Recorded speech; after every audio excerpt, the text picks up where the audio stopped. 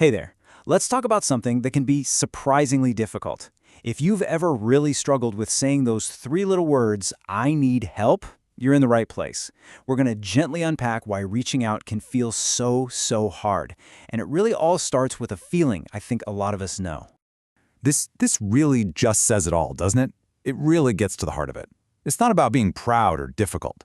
It's this deep internal tug of war where, the pain you already know, suffering by yourself, somehow feels safer than the risk of asking for support. Oh, I think we've all been there.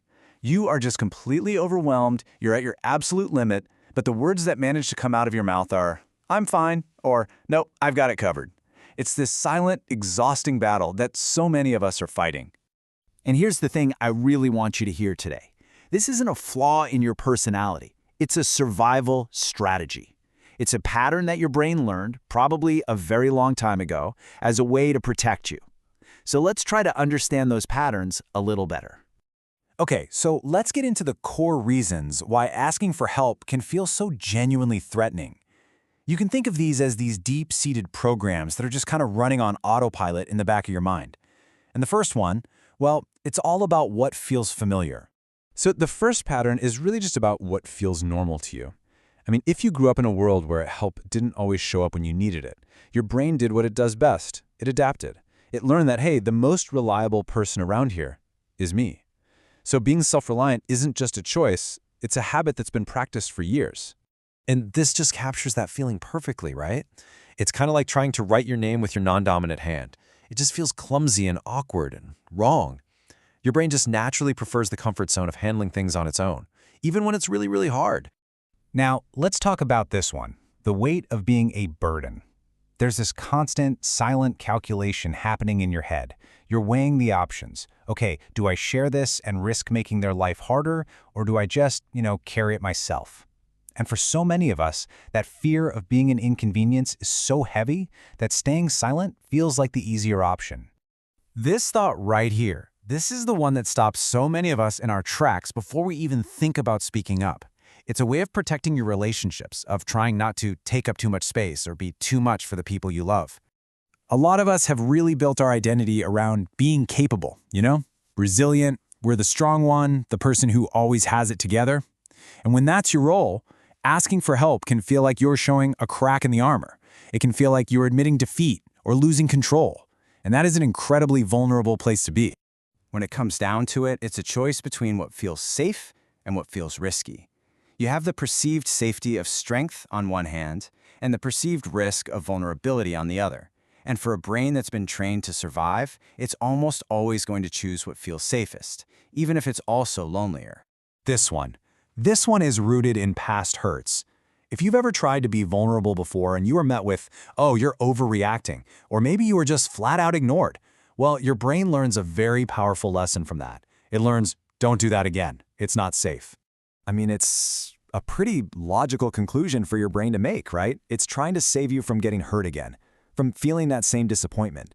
So it's not really that you've given up. It's more like your internal protector has learned to stop trying when there's a high risk of pain. So these survival patterns, they're not just there on their own. They're fueled by a really specific internal script. Let's take a look at that inner monologue, that conversation you're having with yourself that kind of keeps you stuck in these old cycles. This is a classic, isn't it? You basically talk yourself out of your own feelings before anyone else even gets a chance by telling yourself, oh, it's not that big a deal, or gosh, other people are going through so much more.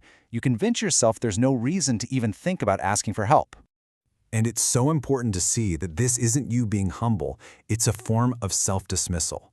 You essentially decide that your struggle doesn't qualify for support, so you just keep going it alone, feeling like you don't even have the right to ask. This might be the most tender and quiet part of this whole thing.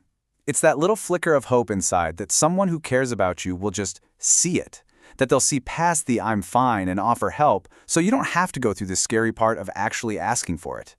Let's just pause and acknowledge that for a moment. The desire for help is there. It is absolutely there. The difficulty is not in wanting support. It's in the act of asking. The silent wish is proof that you're not trying to push people away. You're just hoping they can find their way in. So, after looking at all of this, the big question is, now what? If this is all learned behavior, well, that's actually good news. It means new behaviors can be learned too. But it has to start small, it has to start gently.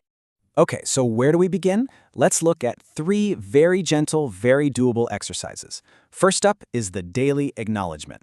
Just for today, notice one thing that was hard. That's it. No judging it, no fixing it, just notice. Second is the friend flip. Imagine a close friend was going through your exact problem. What would you say to them? What kind of compassion would you offer? And third, and this is all about practice, is the low-stakes ask. We're just trying to build the muscle here. Ask for something tiny and easy, like, hey, can you pass me that? Or could you hold this for a sec?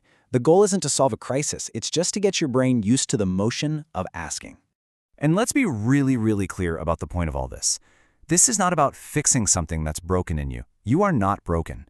This is about gently, patiently teaching your system that connection can be safe and that being vulnerable doesn't always have to end in pain. So I want to leave you with this one final thought to just kind of chew on.